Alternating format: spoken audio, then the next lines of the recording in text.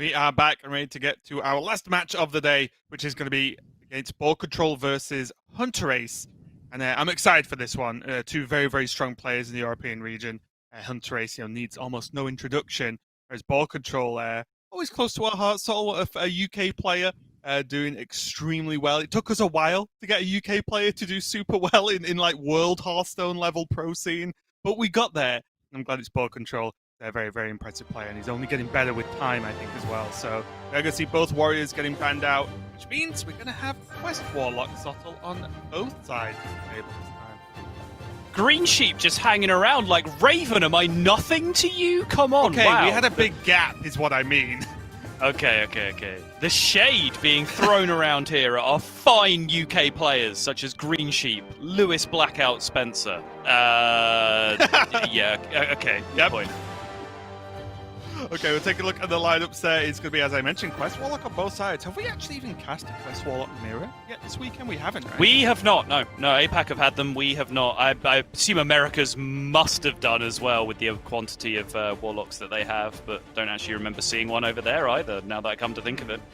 Crazy overall, but most importantly, it sounds like the players are just getting right into it with a Demon Hunter mirror, kicking it off. I'm going to quickly go over the list here. BoarControl bringing the 1 Vulpera Scoundrel, 1 Mana Burn, 1 Crimson Sigil Runner list, whereas Hunterace is bringing 2 Mana Burns, 1 Crimson Sigil Runner, 1 I-Beam, 1 Spectral Sight. So a bit of a mixed bag, and I think over the course of this weekend, we are seeing that with the latest Demon Hunters nerfs, no one's by any means really set in an actual 30-card deck list at the moment. Right. And again, Hunterace is the player here that is in that trifecta of players that are threatened with the relegation bracket in Division A, alongside Silvername and Felkane. And part of that breakdown that I gave before the break of what I believe needs to happen in each scenario, some of that is based on Hunterace's results himself. So, for example, Hunterace lost to Felkane. So what that means, because of Tiebreaker 2, is that every time Hunterace wins, Felkane's Tiebreaker also improves, which is a good thing for him, because Hunterace is, the player that he has under his belt. So it can lead to these very weird, complex scenarios where you're looking for other players to do you a favor, because you already have, their conquered body underneath the sole of your boot, just picking up extra points for you as they continue to pick up wins. Yeah, it's like he has unlocked the Hunterace badge, which only grows with time. But for now, in this matchup, both players not really having a crazy opening. Obviously, Twin Slice is very good cards, Battle Fiend very good cards, but no chain of cards that really gets there to create some sort of curve, right? Yeah, for sure. And honestly, it did only require 1 and not the whole Twin Slice card, but I think I'm willing to trade a Battle Fiend. Yeah, I mean, you'd obviously rather just be sticking minions and enforcing tempo and pushing damage, but yeah, Twin Slice is an incredibly valuable card. It just so happens that Hunterace has an enormous excess of them right now that he can be throwing around on this board. I do feel like Twin Slice just does all the broken things in the deck, right? Whether it's with Altruis, whether it's with an early glaive bound, whether it's just making your war glaives that bit bigger to then chain removal with, trades on turns that shouldn't be allowed with your face, now coin Satyr, Twin Slice, Second Slice is a huge swing turn, and I think something that, although might sound a bit over the top, I think it's something Hunterace is considering. Yeah, I think he's also got to think about that Altruis on the far left of his hand, though, and what that means for being able to swing the board back in the mid-game with all of these Twin Slice cards. But I agree. I think a swing turn now is better than a swing turn later. Also, I think as well, there was the thought of, if you do this a turn later, you can actually sidekick the Satyr. But the problem is, the board might have more minions on it later, which means the extra health on the Satyr is negated by BoarControl having time to play more.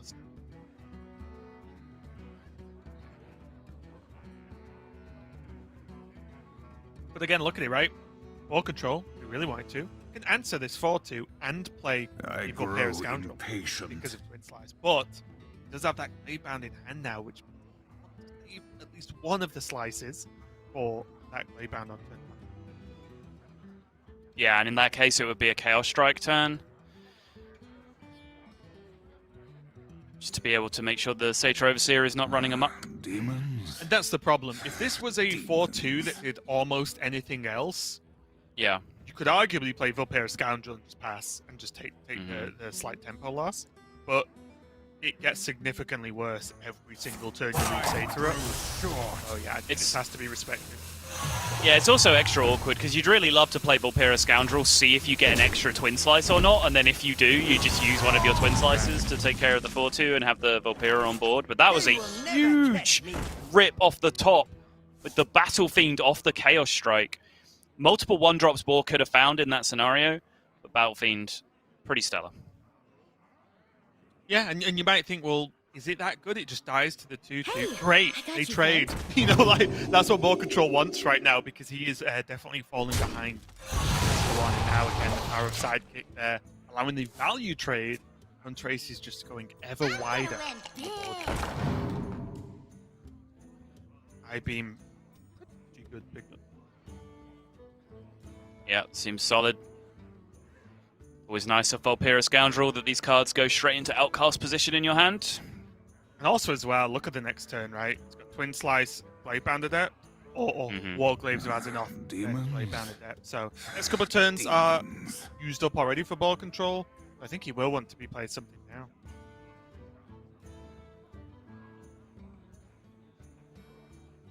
Is there a weird world where taking Blur actually heals you for more because you can just blur Warglaives on the next turn and board clear that way?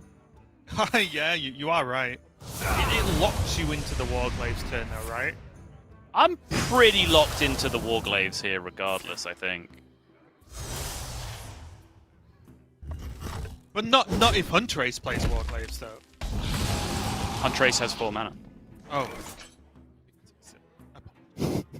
You're right, Yeah, if Hunterace played Warglaives, I would not play Warglaives, I would call an admin. Yeah.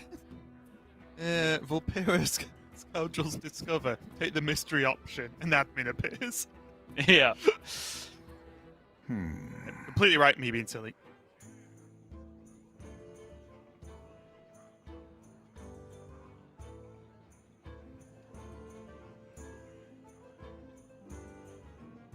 Trace looking at whether he wants to use his second slice or not to reserve an extra minion. Or just maybe not trade, but I think just letting the Vulpera farm the Battle Fiend is a relatively bad idea.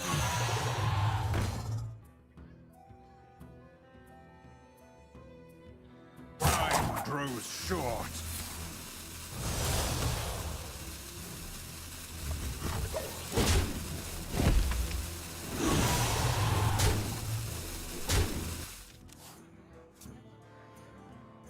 Alright, first real big swing turn of the game coming up here for BoarControl. Look at the follow-up as well. A 6/6 Glaive Bound is going to be Yep. huge because it doesn't get answered by your opponent's Glaive Bound, which is normally the little back and forth fight that happens at this point in the mirror, right? Demons. Demons.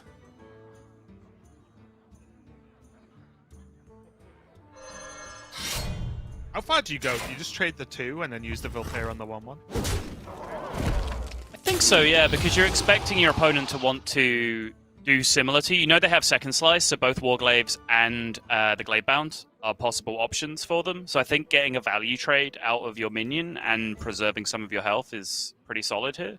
Is there ever a reason to just go into the 1/2 with the Vulpera and just let the 1/1 stick around? Demons. I'm okay with that too. Yeah, I'm okay with that too. Then you just have more durability on your weapon to fight back even better in the following turn. Yeah. Agreed. And it's not like BoarControl's sitting on the skull or anything, either, so he does have to make what he's got count. Clearing the 1/1 does play around the non-5-drop turns, though, where your opponent just wants to hero power into your 2/2. It's close. Yeah.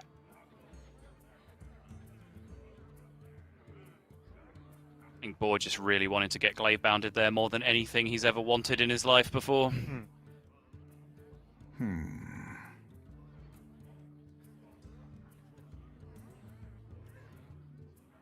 Hunterace's hand running pretty dry from this point, though. considering just shipping damage to the face with this Hunterace in hand.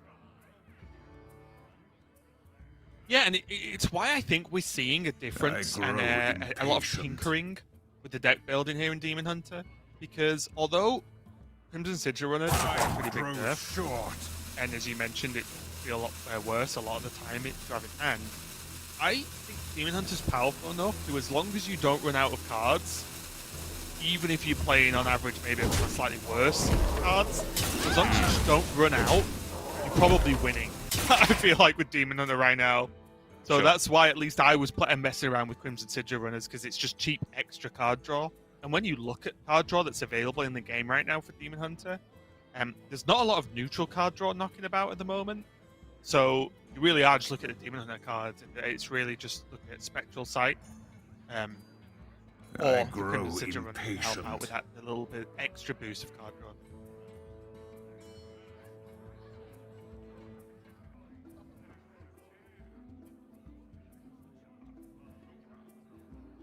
It's just going to be not happy. A standoff between glaive bounds here. I know Hunterace doesn't have one, but does BoarControl ever just pass to get a glaive bound swing turn and just wait for it? Yeah, I think that's probably nonsense. Like I said, there was a couple of turns ago where this turn actually from Hunterace, on the previous turn, where he just really wanted the glaive bound to come down instead of the Warglaives. Do you see what must be done? Zalchius is a great response. Could BoarControl have actually just not played chicken there? Burn away to ash.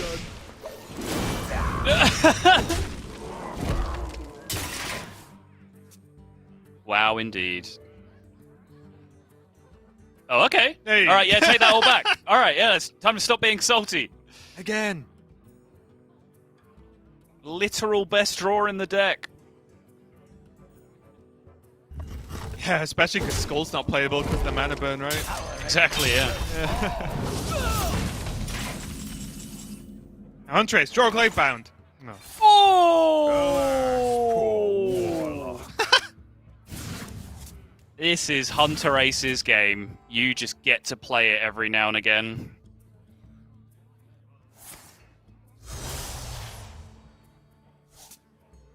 Ugh. Yeah, take it back again. Maybe it isn't. I mean, he didn't have much mana to use this turn anyway. It's just more swings of Warglaives next turn. Yeah, I guess so. The question is, does he trade? So he can go. You can put 5 to face, put his opponent 7. You can also, sorry, he can go 6 to face. Apologies, put him 6. You can then Umberwing and still have Warglaives hero power next turn.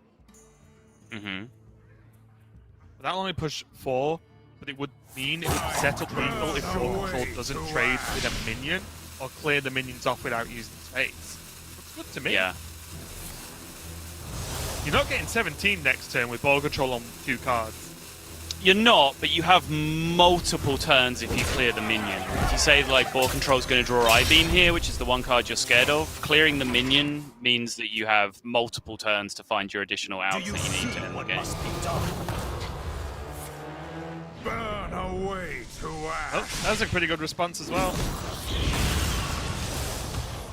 Because now, with this board state, having not killed the 6/4, the 6/4 is connected with him once. It can't connect with him again. Hunterace just doesn't really have the option to remove this now. So he's basically just on a 1-outer from his deck, and he doesn't find it. So now Hunterace doesn't have the time to stabilize. Yep, and also the mana burn reduce this down as well, right? Reduce down the potential outs he could have even got. Yeah. He almost all the time has to use the Warglaives. Demons.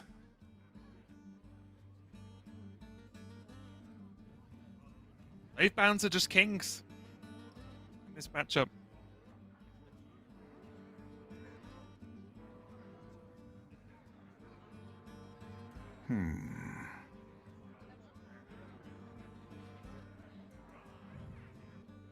Not really much else to say unless Hunterace is just going to ultimate mode his way through this somehow. As far as I can see, BoarControl is going to take the victory there. Very, very close game. Came down to the wire. But really, that second glaive bound helped enormously for BoarControl. Yeah, that was insane. The turn from Hunterace looked like it had locked out the game, but literally with the mana burn in play, I think that second Glade Bound was the only card good enough in that scenario, and it was a one-outer for Boar in that scenario to just keep control of proceedings, which is pretty nuts in that spot. Boar went from extremely salty to extremely happy in the blink of an eye in that moment, and you can absolutely see why. Yeah, BoarControl definitely one of the players you can almost get the feel of the game just by watching the camera and his response. Very much up and down there. Although I do feel like, not that it's a bad thing, but he looks like he's expecting his opponent to just play the best card possible against him every single turn. It's not always reactionary. It's always just like, oh, he's just got the best card. Like, no matter what happens. It's very, very funny to watch. But BoarControl is leading the way there with the win on the Demon Hunter. Still, though, we do have these Quest Warlocks and Druids in both players' lineups, and these are the two huge question marks for me. And I guess the good outcome for one of these players is someone's got to win. Someone's going to get away with this Druid and the Quest Warlock in this matchup. So it's going to be very interesting going forward. But we are going to see Druid versus the Demon Hunter for. Yeah, and we finally saw the impossible happen in the previous series where the Druid was actually able to pick up a win. BoarControl will be hoping for his sake he can continue that, but again, it is Hunter with everything on the line here with the relegation bracket looming over his shoulder based on the way results have gone around him. He really does need to pick up wins in both of his remaining series to give himself the best possible chance. Yeah, and it's just going to be that uphill climb because outside of now, obviously, Demon Hunter being still left over for Hunterace, it is just pretty much a mirrored lineup, isn't it? So they're always the tough ones to go up against when you really need those wins because the mirror matches can be so unpredictable and so hard to actually accomplish a win. So probably, honestly, Hunterace looking for not get those mirror matches first. So first off, though, it's going to be the Demon Hunter versus Druid, and BoarControl has Mount Seller and has a wild growth. Probably going to be a throw. Throwing the wild growth, though, do you think it's too slow to keep this Demon Hunter? Yeah, most likely. Again, I think Wild Growth is a card you can kind of keep with the right supporting hand around it, but it's not necessarily a solo keep if you don't have the other stuff already. Hey, I got you, friend. This, we see it a lot. Beaming sidekick on one versus Druid, or not, as we've seen some players do it.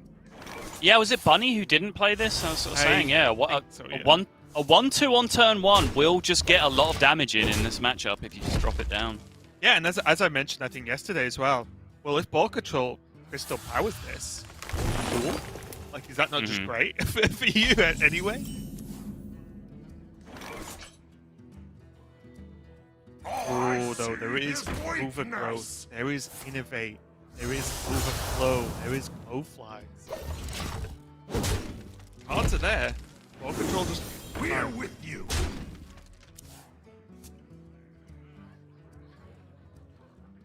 We've seen this curve before, Raven.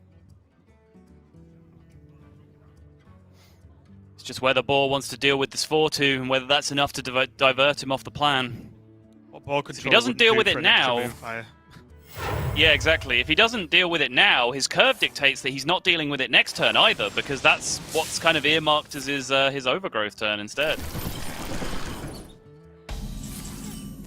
Yeah. He could plan to maybe make an eagle and power the wild to keep the board. I mean, mostly he's just planning to use one of his 2/2s to take care of the problem. I'm struggling to think of a scenario where that's not realistic. Oh yeah, I'm just saying that if Hunterace doesn't trade these off, which is a weird thing because Demon Hunter normally likes to just be the aggressor, then this Power of the Wild is going to be pretty clutch. It is, that's true. I actually like this a lot. He can trade all these minions away, he only actually loses one, and he gets an extra 4/3. Yeah, you're right. You are absolutely right.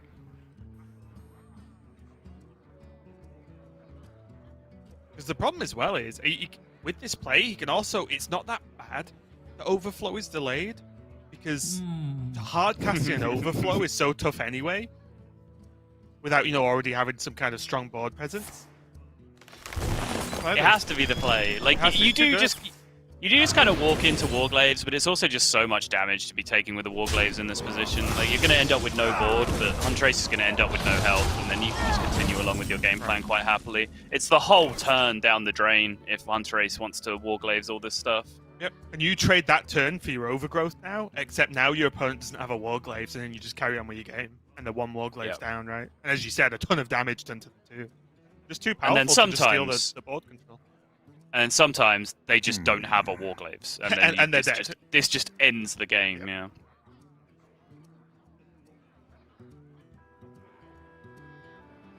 Yeah, you do have to look for those spots versus Demon Hunter where you can steal the board, even if it's not a natural way that the matchup will play out.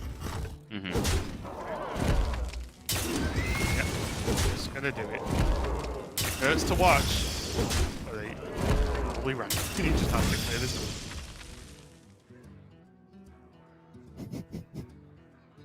Hunterace just really wants a weapon charge at the end of this turn.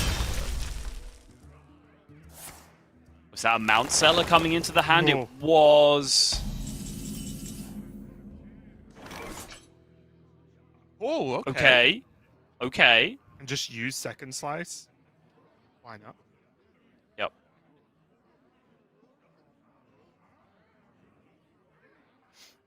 Oh, it's funny that turned out when it did. I was literally about to say, and BoarControl draws the Innovate. He just goes Innovate your Sarah Overflow, GG.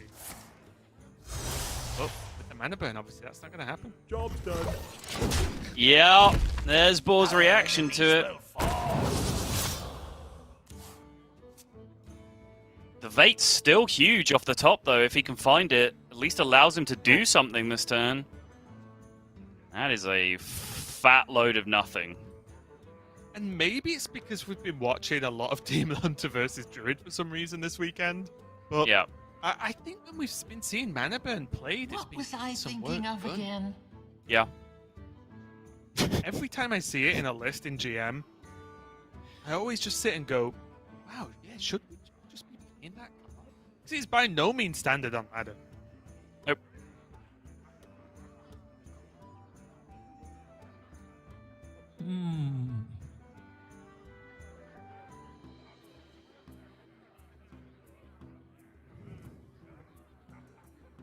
I don't think BoarControl's really considering face tanking this guy. One, deals way too much damage, and two, even if he gets the Bog Beam, he has the Moonfire anyway to make up the difference. So it's not like he's in desperate mode where he has to set it up perfectly.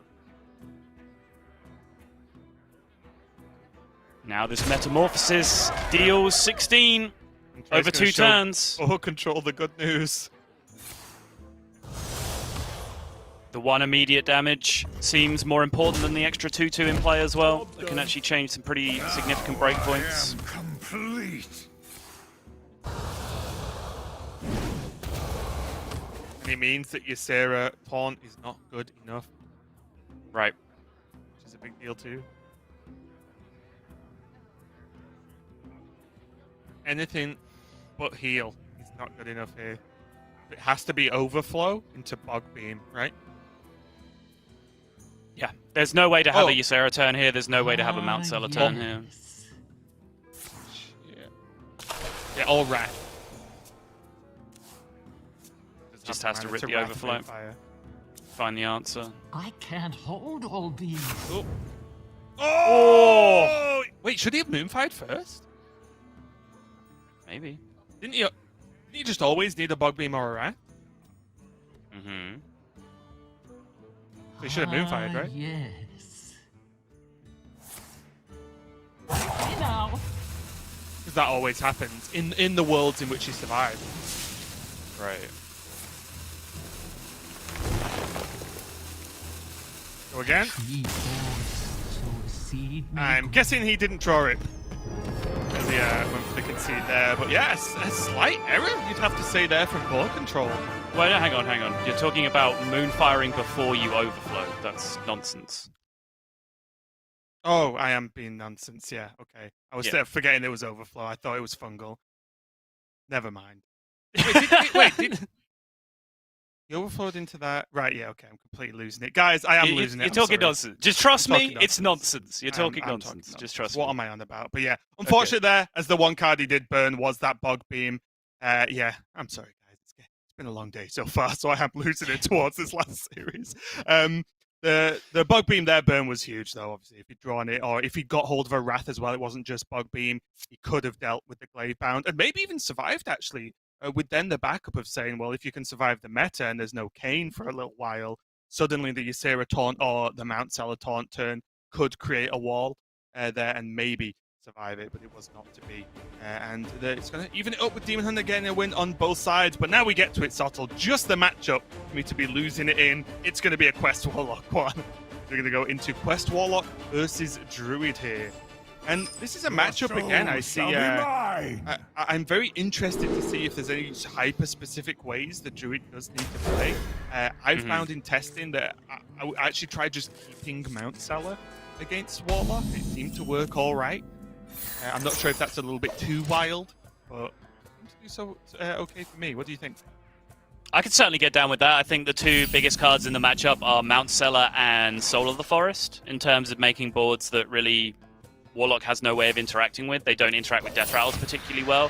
And Mount Seller coming down early enough with some ramp means that often the Warlock has to choose either to Keladan the Mount Seller or Craze Netherwing away the other beasts, and even then that isn't necessarily always a full clear. Of course, there's the Miracle Rip where you just pull the Keladan off the top on the turn that happens, but that is few and far between. Exactly. All the ramp in the world here for BoarControl is exactly how you want to start off this game. Hunterace does have questing, does have plot twist though, so although he can't keep up in mana, he can keep up in at least speed in which his deck is doing what he wants it to do, compared to BoarControl's deck doing what he wants his to do. Right. I wonder.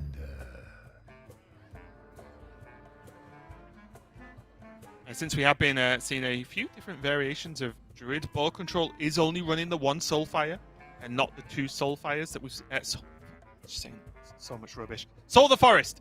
They're not the two. I'm losing it. I am actually losing it. You have to carry me on this one, Sol. He's running one Soul of the Forest. I will hard read these cards now. Instead of the two we've seen in some of the other Druid lists today. So that it's amazing.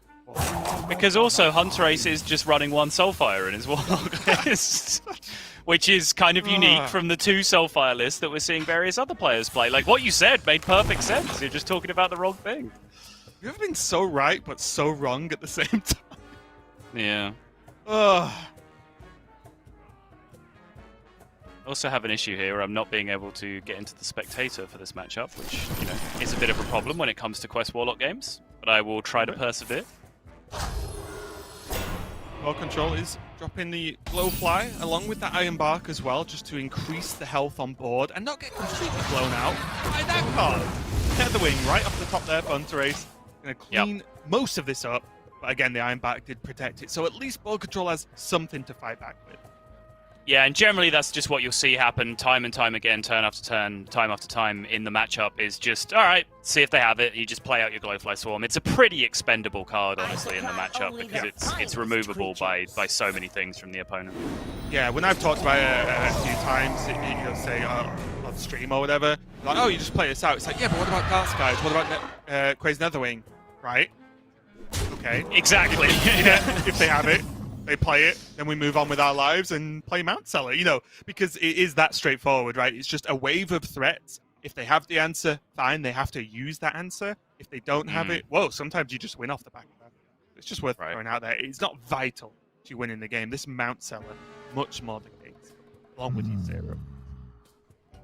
So here is that dynamic I was talking about earlier, where Hunterace really has to make the choice. He doesn't actually have that much of a choice to make because he doesn't have really the big AoE option. He just has the Mount Seller problem to deal with. He does have multiple ways of being able to clear the Mount Seller. Looks like he's going to rain and coil with it as well to be able to clear off the Dreadraven. Okay. Yeah, I was looking at different options there, whether Soulfire is ever worth it. Obviously, job's done. Yeah, this looks fine to me, just leaving that.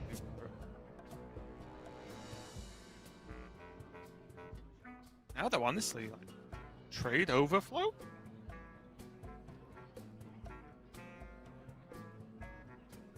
refill the hand. The other mount seller now is pretty nice because BoarControl can set up another awkward board. The only issue now, though, is it does hit the point where you have to start being a little bit careful, because if BoarControl just kind of all ins on this mount seller, and it does get Twisted Nethered or Celedan, then you're all in on drawing Ysera, and BoarControl has 19 cards left. Yes. To one, get to Ysera, then play it, and then get the dragons. It's, you know, it's quite a long-term plan. Yeah, it's part of the dynamic that makes me want to draw cards this turn, because I think you actually want to play Ysera quite early. You don't want to be playing it late into the game, and then drawing your cards in such a way that you just dump all your dragons onto the board in the same turn. You want your dragons to be coming out like 1 to 3 at a time in like staggered boards throughout your decks. So that way, Hunterace will have to allocate multiple waves of removal to each wave of dragons that you come out. Whereas if you just get all 7 in one go, boom, Twisting Nether, GG. And that's the thing, right? Honestly, Warlock doesn't have multiple waves of removal, especially these lists. These versions, there are some other versions knocking about, but the majority of the versions in Grandmasters are like Celedan, 1 Twisted Nether. Whereas there are some versions running like 2 Twisted Nethers, which helps a lot, obviously. But here, it's pretty much just once you've used up the big hard removal, it's just a couple of them. That's it, you're done. Here goes the 1 Soulfire from Hunterace.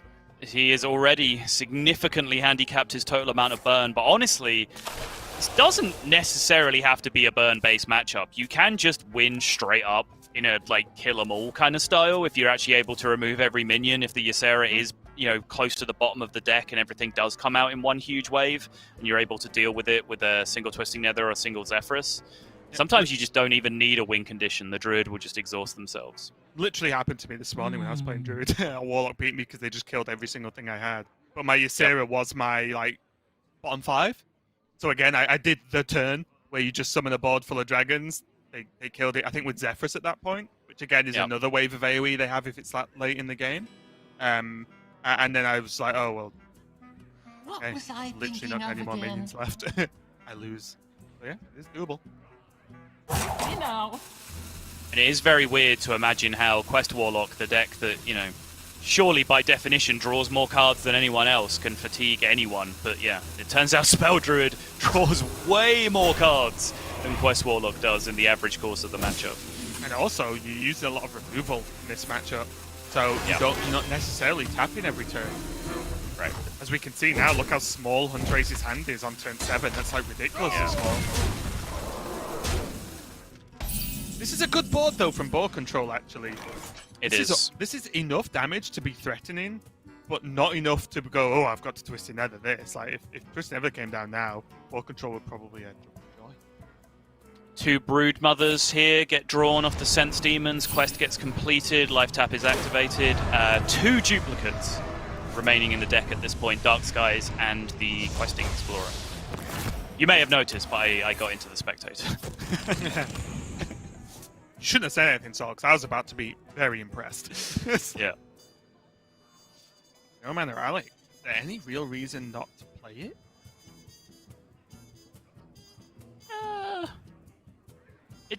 In a conventional matchup where you were still trying to like burn down your opponent, yes. Right now, when I don't think that's your plan and I just want to have an 8/8 on board to fight the board and not die, yeah, I think I'm playing it That's right now. The health, yeah, sure, it's great, even though BoarControl we know has heal. But for me, I think this 8/8, I view this as a removal tool right now. Yeah. Just trade the 8/8 into the minions, great. You don't need to use Nether or Zephyrus right now. Perfect. Hunterace gonna hold. Wow. Okay. So he does still have the Mali in his deck, it's worth saying. Until that Mali gets drawn for 9, Hunterace still has the dream, right? It doesn't matter how few Soulfires you have if you still have Nether Breaths and Rain of Fires and so on that you can cast with a 0-cost Malagos. But does he? Has he got just 1 Rain of Fire and 1 Nether Breath now? Yep. That makes 15 where I come from. It is, but Druid can have armor. Yeah.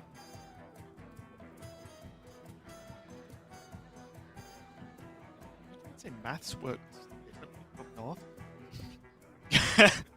I mean, doesn't it?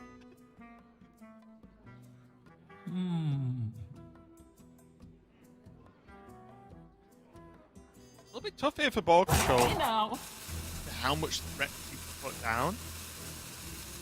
And if he wants to Apparently go English wider. works differently up north, Raven. Many. How much threats? Look, Sol, look.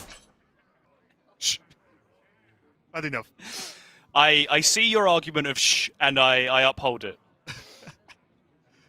The good news here, though, for ball control is he has Glowfly and Soul of the Forest in hand, along with plenty of spells to make a big board. So As that many really is a problem for Warlock to deal with. possibilities. Is that sentence okay? Seems good, yeah. Okay, just check. Are you gonna check Grammar. everyone Yeah. from now on? Is that what we've got? Okay. Look what I brought! Yeah, the Soul of the Forest board is particularly miserable. Because you generally need like a Netherwing plus a Rain of Fire clear, like a Moarg Rain of Fire Yeah, clear or exactly, something, yeah, but yeah. Hunterace is out of Moargs as well on top of all of that, so... And also, just in general, that's just a lot of questions to ask Warlock to do at the same time. Yep. That Alexstrasza is active in hand right now based on that plot twist result. That is a big deal. A very, very, very big deal. Because now Boar has to react to this board while being at 15, and then continue to react to the next board that Hunterace can just tempo out on the following turn. And I'm guessing this is what the Alexstrasza hold was about, is that Hunterace wanted to tempo multiple threats at the same time to put Boar on the back foot as much as possible. No Iron Barks. Yes. You can't even say, okay, I'll deal with 188 and then taunt up something else. So the other 8, so the other 88 there, the Alexstrasza has to trade. Bit of a problem here. Hey now. Both wise means he isn't. He is going for something.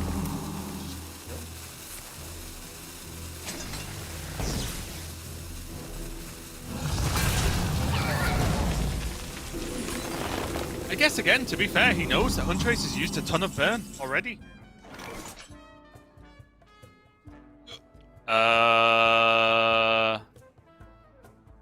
16, It's not 19 enough, right? with the Netherwing.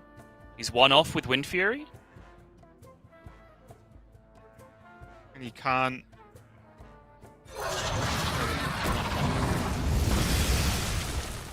So he has to Perhaps he won't Zeph. get it. Right, so he has to Zeph Shadow? No, that doesn't work either. He's just gonna Nova, right? Oh no! Whoa, oh my god! He's got 3 left. Lightning Storm? Lightning Storm, yeah. It has to be. It's a bit miserable, but it is what it is. It's gonna be overloaded as well, which does lock out this Alexstrasza next turn. Yeah, that's actually a big deal. My dream is yours. Or just gonna rip the dragons, has no other choice. Innovate Wrath for draw and hope. Innovate Fungal. Oh, sorry, yeah, I didn't even see them. I'm scared of talking about card draw now in Druid. Yeah.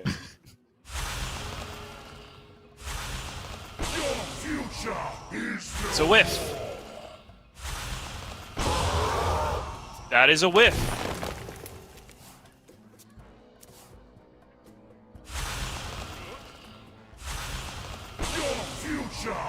Yeah, they don't get any better.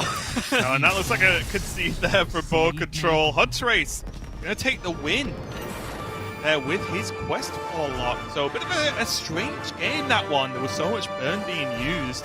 And again, we did talk about, you don't need the actual the burn plan against Druid. You can kind of just like destroy all these threats. But it did just work for Hunterace. It wasn't clean. It wasn't smooth. It just got there for him. So it is difficult. And the second that board sticks for BoarControl, the game ends. Like, that's just pretty straightforward there. He had the Savage Roar. He had other ways to clear off some of the minions. And again, the power of that 0 mana Alexstrasza, along with the Abyssal, it was just one too many big threats to deal with that BoarControl couldn't manage. But I do like that BoarControl said, well, I can't deal with this. What's the next best thing? Make an incredibly awkward board. If now Hunterace doesn't clear, he dies. Yeah, that was really cool. I learned something super interesting about the matchup just watching Hunterace there. Whereas when you get a 0-mana Alex, we had this very discussion of like, do you hold it so you're going for the combo plan, or do you play it so you're going for the tempo plan? It's not that simple, right? It's even if you want to use it for the tempo plan, on which turn is it the most tempo? Because it's not necessarily this one. And that's the difference of what Hunterace found on that turn. Absolutely would not have seen it, but I'm never going to miss it again, I promise you. And that's tough, right? Because on the turn you could have played Alex, the minions didn't actually kill the Alex either. So it looked even better to do that turn, but it worked out incredibly well for Hunterace holding it, because you look how awkward that turn was for BoarControl. But let's move on now to another game. And after that, players, it's going to be a Druid Mirror. Beautiful, intricate, high-level matchup between two players where decisions really mattered and multiple paths could have gone down, resulting in different outcomes, and the skill of the players were truly affected. We now have a Druid Mirror. I do have a question for you, though. Yeah. I know you're not the biggest Druid fan in the world, and it's hard to guess by that lovely intro. Yeah. But it's true. What's with Kel'Thas coming back this week? What's going on? What's the plan? Why is it suddenly a card? Okay, good, because I'm glad we're both in the same boat on this one. I don't know, because it's not like the lists are also then like packing in a Gift of the Wild or like Forest Aid or something to actually help them pay it off. It's just playing the same package of spells as everyone else's, which, I thought we all decided some time ago was not enough to be paying off Kel'Thas. It's very strange to me. I have one suggestion. Is it ever Warlock tech to kind of achieve the Mount Seller board of one big dude and then a board of glowflies? But I don't so. If I'm the Warlock and my Druid opponent goes Mount Seller, spell, 3 or 4 beasts, I'm in a dilemma then, because I have to go, oh god, do I kill the Mount Seller? Do I take all this damage by leaving all these beasts up? Or do I AoE the beast and leave up the Mount Seller? If they do the same thing with Kel'Thas, like they go Kel'Thas, cheap spell, freaking Glowfly Swarm or whatever, I don't think that's a decision. I'm just AoEing the Glowfly Swarm and letting the Kel'Thas stay there, because what's the punish spell in the deck that's punishing me for doing that? It's weird, isn't it? And again, that was just my suggestion, trying to make sense out of the madness as far as I'm concerned. Yeah. Because it does make initially a similar sized board, but as you quite rightly pointed out, Kel'Thas doesn't keep summoning beasts every turn, which is a much bigger issue, obviously, for Mount Seller. But well, guys, hope you enjoyed the show. Yep. We'll see you all tomorrow. Peace! I want to tell you a secret I'm slightly ashamed of. Yeah. I played a mirror match today. I glowflied first, and I lost. Oh! Unlucky. I know. The reason I lost was because they glowflied after me, but they did it with Power of the Wild, and I didn't have a buff or a soul. Right. So then they just traded the board away, and I was like, oh. Sol told me I'd win this game if I just saw glowflied first, and I didn't. Where's my refund? Jokes aside, serious points. Obviously, there are a lot of stakes, a lot of things at stake for these players here, I should say. And Hunterace will probably feel, and probably quite rightly so, that he has got the short end of the stick through multiple matches up until this point. So with it all coming down where he really needs to win both of these last 2 series, with it all coming down to a Druid Mirror on the line, and him being the one with the Glowfly board, and Boar just kind of sat with that look on his face right now, you say maybe Hunterace just deserves a little rub of the green here. Yeah, I think it was last week. Was it Hunterace's Priest got swept last week, right? Yes. I think that's that must hurt. Priest was kind of the bring last week in terms of popularity and just like support from the pros, and for it to get swept in a match must feel pretty bad. But yeah, Hunterace had a rough end of stick sometimes, but now mighty fine with that Soul of the Forest backup. Yeah, I think interestingly, you could argue that Priest was the Quest Warlock of last week, where although it was a very, very powerful deck, it was also the one that everyone was expecting, and therefore we saw a lot of counter matchups for it, reducing its win rate quite significantly. You'd have to play a mirror. Maybe that's just good. Yeah. Now, though, it's just a problem, right? And this is the issue that the Druid deck plays so few actual threats. And what I mean by that is the Mount Sellers, the Glowflies, and Ysera. They're basically the threats. Because there's only, what, 5 cards in the deck that do that? Right. If your opponent gets to it and you don't, well, there's no answer, right? Okay, I'll clear some, but then I can't make more threats. So then they just keep hitting me. And that's why the matchup feels so bad and one-sided if one player has Glowflies or a Mount Seller turn and the other one doesn't. Because you hit your threats by drawing cards, but if you're getting beaten up, there's no time to draw the cards, as we can see here. Oh. Feels like Hunterace has got to get these overgrowths down. It's the one thing. It's the one thing he's kind of losing on right now is the board does have the power plays available to him. Oh, Hunterace just sticking to tempo here. It's 12 damage if you just power the wild. It is. That's nearly lethal. Not done. Sure. What does BoarControl actually have to do this turn to not die? Mount Seller, Ironbark, Rush minions, Taunt minions come out of the Mount Seller, that kind of thing. A lot, I'm gonna go. Yeah. As a summary. Yeah, sure. Well, that already... okay, that doesn't remove the Mount Seller because Innovate is a card, but still, the Hunterace is probably pretty happy that that was a draw turn there. Right.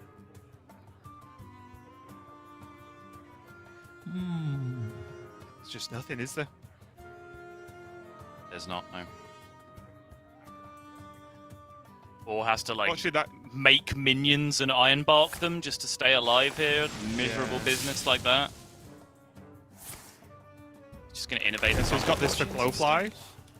Yeah, Glowfly, right? Sure, yeah. Okay, this is a good out, I guess. It's just a thing he can do. He missed it, and this is the problem. Like, Ysera, that little bit too far away. But again, he's drawn through this much of the deck. We did see the one Mount Seller get burned, but this just happens sometimes, and this is the issue you have in the odd times when you only have a certain few cards in the deck that actually even unlock the power of it. But a huge congratulations to Hunterace taking a much-needed win there. And as we start strolling towards the end of our day, so I'll just break down for the viewers just once again what that means for Hunterace and the rest of Division A. For Hunterace, it means that he is on track for doing what he needs to do, which is winning both of his series from this point. In the current situation, Silvername is happy, because if Hunterace were to win just one of his 2 remaining series, that's the good scenario for Silvername. Felkane, though, I believe, although I'm not going to make definitive statements until everything's been double-checked, is in very serious trouble right now when it comes to the relegation bracket, because I think, if my working is correct, that Felkane needed Hunterace to lose both of his series to escape that relegation bracket. There we go. We can take a bit of a review on what the divisions look like. We did only have the one match in Division B there, but you can see the outcome of that of RDU sitting at 3rd at the moment with that 4-2 score, getting the win over Viper. Whereas BoarControl taking the loss versus Hunterace hasn't heavily impacted where he's sitting at the moment, but really look at that bottom part. Silvername 2-5, Felkane 2-5. Their games and their matches have been done now for the round robin. It's all on what Hunterace is going to do tomorrow. If he wins, he obviously puts himself above that, and then Silvername and Felkane are going to be Yeah, and worth noting, of course, that because they are in Division A, even whichever of those 2 players go into the relegation bracket, they are still massively advantaged in that relegation bracket, because they have 3 shots to win 1 match to escape relegation, to escape the bracket, to not get to the end of the bracket where you get relegated, whereas the players over in Division B, who will suffer the same fate, they start progressively further and further down to the point where the worst off player just literally has 1 series of Hearthstone with their GM life on the line.